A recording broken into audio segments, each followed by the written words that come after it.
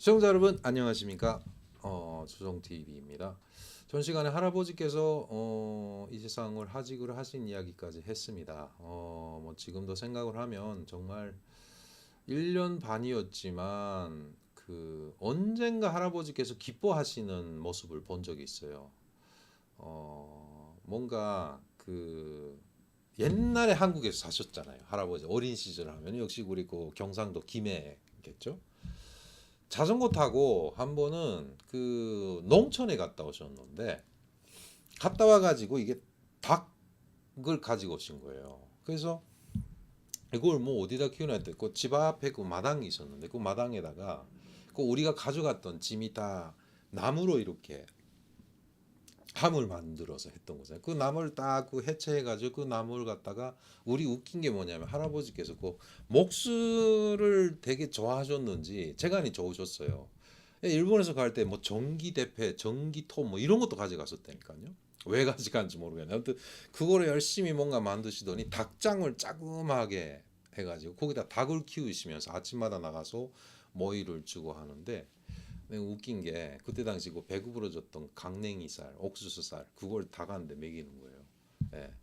막 그래갖고 주변 사람들이 뭐라 뭐라 했던 적도 있는데 그거 우리 사람이 먹는 건데 닭한테 왜 주냐 뭐 이런 거 같죠. 근데 닭한테도 그렇게 옥수수살, 강냉이살 조금씩 줬던 것 같은데 아무튼 그러면서 그때 닭을 바라보시면서 되게 좋아하시더라고요. 그러니까 뭔가 일본의 사람들이 오래 살았다고 하지만 역시 그 동심에 돌아가신 할아버지 모습을 그때 본 것 같은데 그 할아버지가 돌아가시니까 그때 북한의 그 장례 뭐라고 할까요? 막 장례 의식 이게 대해서 깜짝 놀랐는데 일단 집에서 지르거든요. 그러면 어르신들이 북한에 계시는 어르신들 사후 처리를 할 줄 아는 분들이 와서 일단 그 다 처리를 하시더라고요.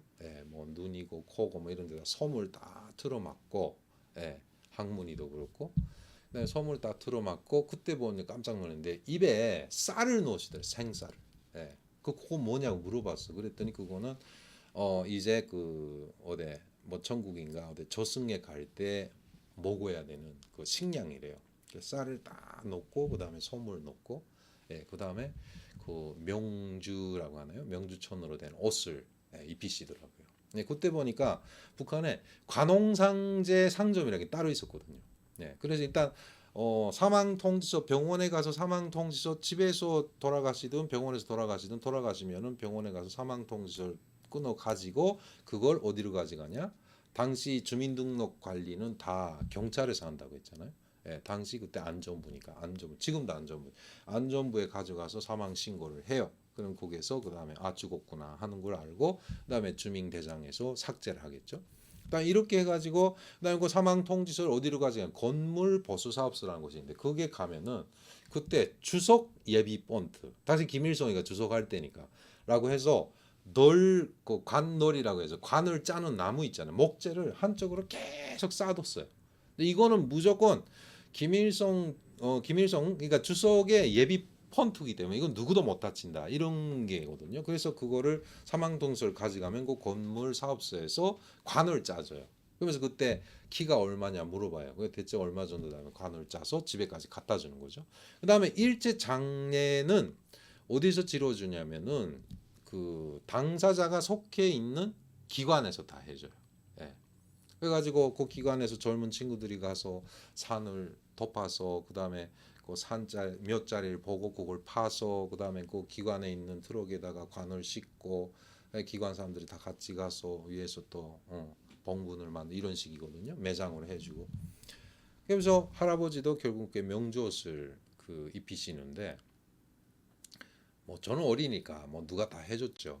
근데 그 명주를 그때서 또 놀란 게 뭐냐면 그 팔소매가 되게 길어요. 근데 그거를 이렇게 꽁꽁 그 팔소매 이렇게 해가지고 팔소매를 또 몸뚱에다 돌려서 그걸 꽁꽁 묶더라고요. 그 다음에 발목도 묶고, 발목을 왜 묶어? 무릎하고 발목 묶고 왜 묶느냐 하니까 묶어야 된대요.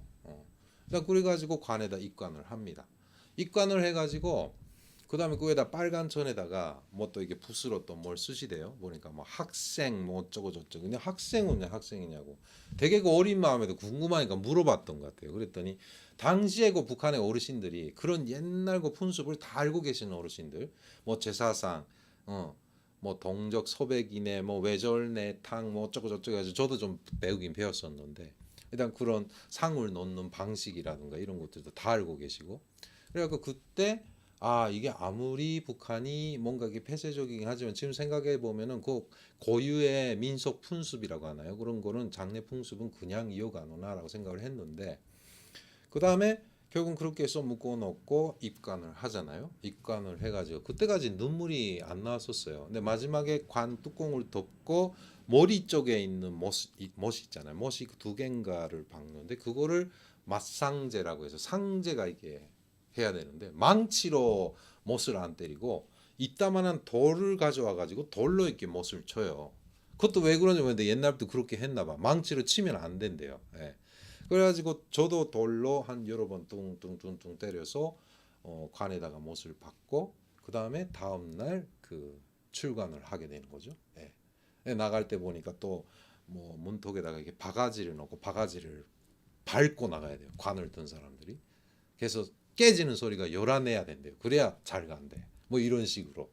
세상에나 이게 뭐 무슨 공산주의 어쩌고 저쩌고 하는데도 이런 미신 행위라고 하나요? 뭐 후에는 그 미신이다 어쨌든 하는 게 그 조상님 모시는 데서는 그 제대로 하누나라고 생각하고 집안에서 장례식을 할 때는 무조건 김부자 사진 있잖아요. 사진은 흰천이나 그런 종이로 가려요.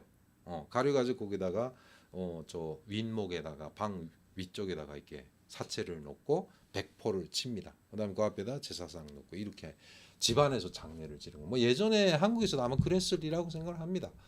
그래서 그때 당시 할아버지 장례를 통해서 일단 관에다가 못을 치고 관이 나갈 때 눈물이 나더라고요. 아마도 뭐 할아버지께서도 되게 저를 두고 가시는 게 원만스러우시라고 생각을 합니다. 자, 좀 오늘 좀 이야기가 길어졌네요. 일단 다음 시간 또 기대해 주시고 참 슬픈 이야기지만 그 다음 시간에는 할머니께서도 뒤따라 돌아가시는데 막 그땐 정말 많이 울었어요. 예, 그 이야기를 해 나갈까 합니다. 안녕히 계십시오.